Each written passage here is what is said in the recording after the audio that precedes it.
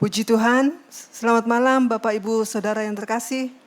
Kembali malam hari ini kita akan merenungkan sebagian kebenaran firman Tuhan.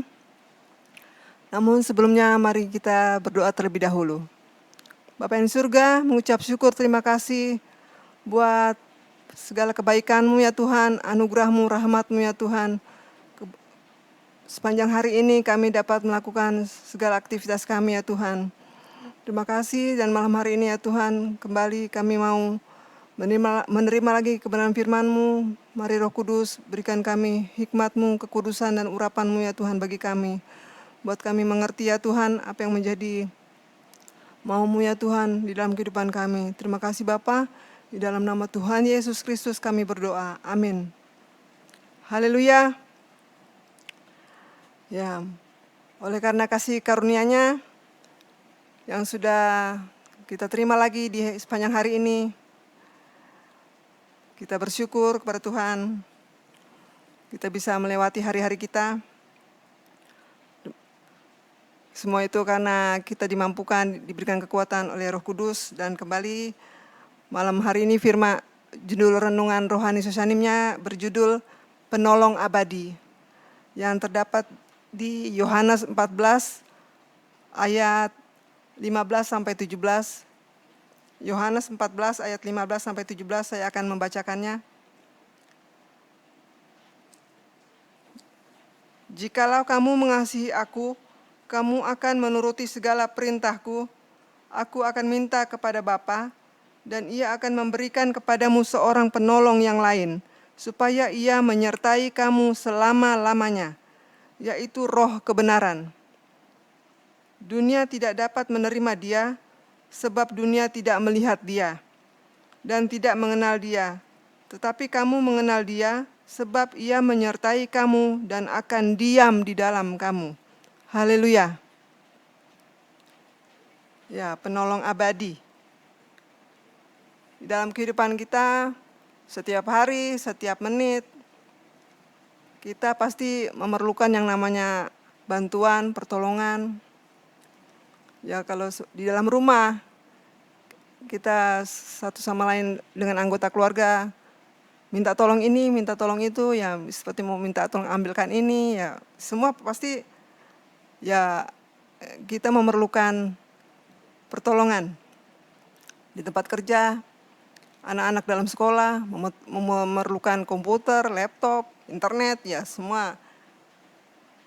Ya itu setiap menit, setiap detik ya. Dan di atas semua itu, kita memerlukan pertolongan Tuhan. Sehebat-hebatnya manusia, sesuksesnya kita manusia, pasti tetap kita akan memerlukan pertolongan Tuhan yang dikerjakan oleh Roh Kudus. Haleluya.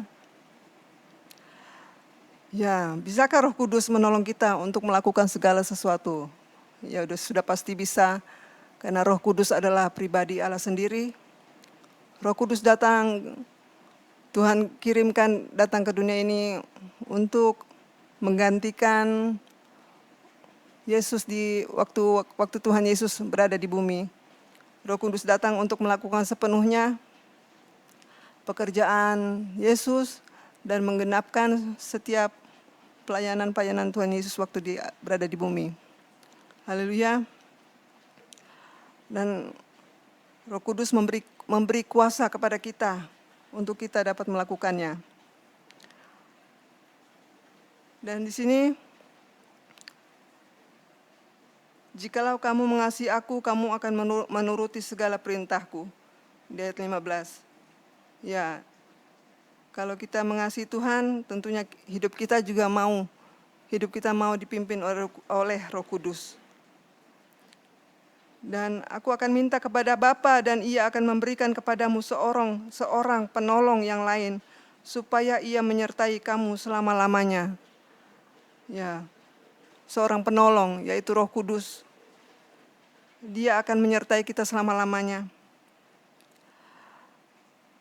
Dan saya memberikan 3 poin. Ada banyak, cuma tiga yang saya catat. Roh Kudus menolong kita, Roh Kudus memberi kuasa kita untuk melakukan. Roh Kudus menolong kita di Roma 8 ayat 26, yaitu Roh Kudus menolong kita di dalam kelemahan-kelemahan kita, menolong kita untuk berdoa. Tidak hanya tubuh fisik yang seringkali menjadi lemah, tidak ada tenaga karena sudah kelelahan. Jiwa ini juga, batin ini ya Tuhan, bisa mengalami juga yang namanya kelemahan-kelemahan. Oleh karena berbagai masalah tekanan hidup, bisa mengalami tekanan, sehingga saya bacakan di Roma 8 ayat 26, demikian juga Roh membantu kita dalam kelemahan kita, sebab kita tidak tahu bagaimana sebenarnya harus berdoa. Tetapi Roh sendiri berdoa untuk kita kepada Allah dengan keluhan-keluhan yang tidak terucapkan. Ya, Roh Kudus membantu kita di dalam kelemahan-kelemahan kita. Dan sampai saking lemahnya ya, sampai mau berdoa itu sampai bingung-bingung ya. Ini mau langsung curhat kepada Tuhan atau mau penyembahan dulu karena terlalu beratnya beban hidup ya. Ada kalanya mengalami seperti itu. Mau menyembah dulu atau mau langsung keluarkan unek-unek sama Tuhan. Maksudnya mau mengeluh. Tapi di situ ya bersyukur kepada Tuhan Yesus yang sudah mengirimkan Roh Kudus-Nya. Dikatakan Roh Kudus membantu kita, menolong kita untuk berdoa, bagaimana harusnya berdoa. Dan tentunya yang Tuhan inginkan yaitu mengucap syukurlah. Maksudnya naikkan dulu penyembahan kepada Tuhan, naikkan syukur kepada Tuhan. Tuhan sudah terlebih tahu apa yang menjadi kesusahan-kesusahan kita. Ya, Roh Kudus adalah penolong. Kalau tadi di Roma 8 ayat 26, Roh Kudus menolong kita dalam kelemahan-kelemahan dan menolong untuk kita berdoa. Dan Roh Kudus adalah penolong untuk kita bisa bersukacita walau mengalami penindasan. Di 1 Tesalonika 1 ayat 6.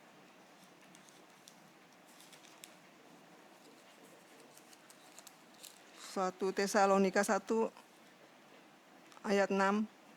Dan kamu telah menjadi penurut kami dan penurut Tuhan. Dalam penindasan yang berat, kamu telah menerima firman itu dengan sukacita yang dikerjakan oleh Roh Kudus. Haleluya. Roh Kudus memberi kita kesanggupan, kemampuan, kekuatan, walaupun dikatakan mengalami penindasan yang berat. Kita bisa tetap ada sukacita di dalam hidup kita. Semua itu yang dikerjakan oleh Roh Kudus. Haleluya.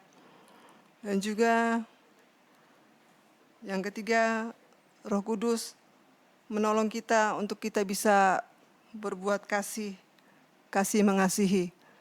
Sudah disampaikan tadi malam oleh pendetaan di Galatia 5 ayat 22. Galatia 5. Saya bacakan lagi. Tetapi buah roh ialah kasih, sukacita, damai sejahtera, kesabaran, kemurahan, kebaikan, kesetiaan, kelemah lembutan, penguasaan diri. Tidak ada hukum yang menentang hal-hal itu. Haleluya. Ya, orang yang dipimpin oleh Roh Kudus pasti akan menghasilkan buah-buah roh. Haleluya. Dan karena itu kita sebagai umat-umat Tuhan yang mengasihi Tuhan, kita mau hidup kita dipimpin oleh Roh Kudus. Dan di ayat 17 saya bacakan lagi, yaitu roh kebenaran. Dunia tidak dapat menerima dia, sebab dunia tidak melihat dia dan tidak mengenal dia. Tetapi kamu mengenal dia, sebab ia menyertai kamu dan akan diam di dalam kamu. Haleluya. Roh Kudus menyertai kita selama-lamanya dan mau diam di dalam kita. Kita sadari tanpa Roh Kudus kita tidak berarti apa-apa. Tanpa Roh Kudus hidup kita akan hancur, tidak bisa melakukan yang baik. Dan ya, bersyukur sama Tuhan bahwa penolong yaitu Roh Kudus, Dia senantiasa mau tinggal di dalam kita dan mau menyertai kita selama-lamanya. Haleluya. Firman Tuhannya singkat saja di malam hari ini, biar kiranya dapat memberkati Bapak Ibu Saudara semua. Haleluya. Saya akan tutup dalam doa. Haleluya, terima kasih Bapa yang di surga, terima kasih Tuhan Yesus, terima kasih Roh Kudus. Engkau mau senantiasa hadir dalam kehidupan kami, umat-umat-Mu ya Tuhan, orang-orang yang percaya kepadamu. Mari Tuhan Yesus, tanamkan kebenaran firman-Mu yang kami sudah terima malam ini. Buat kami ya Tuhan, mau berserah ya Tuhan, mau dipimpin oleh Roh Kudus di dalam setiap langkah-langkah hidup kami, menuntun seluruh kehidupan kami ya Tuhan, sehingga kami dapat ya Tuhan melakukan seluruh kebenaran-kebenaran-Mu, menjadi terang ya Tuhan, menjadi berkat. Semua bagi kemuliaan nama-Mu saja Bapa. Terima kasih Bapa yang di surga, Engkau memberkati umat-umat-Mu ya Tuhan, khususnya yang ada di Sushanim. Tuhan memberkati ya Tuhan Yesus. Mari Tuhan Kau menjaga lindungi sepanjang malam istirahat tidur ini ya Tuhan. Terima kasih ya Tuhan. Dalam nama Tuhan Yesus Kristus kami naikkan syukur kami sudah berdoa. Haleluya, amin. Sushanim, bangkit, kuat, menang. Kobarkan terus api Pantai Kosta.